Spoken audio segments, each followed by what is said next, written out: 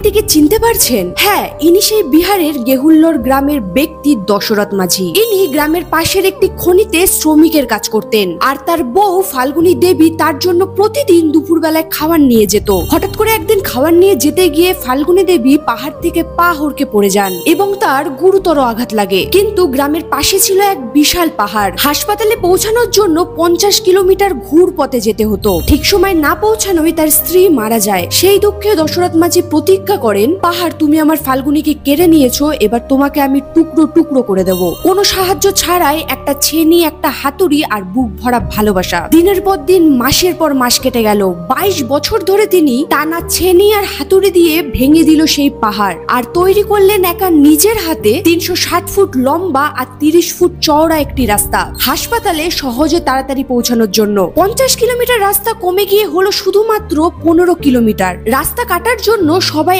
একসময় যাকে পাগল বলতো, তাকে এখন বলা হয় মাউন্টেন ম্যান দশরথ মাঝি। তাই স্ট্যাচুতে লেখা, ভালোবাসা থাকলে পাহাড়ও নত হয়।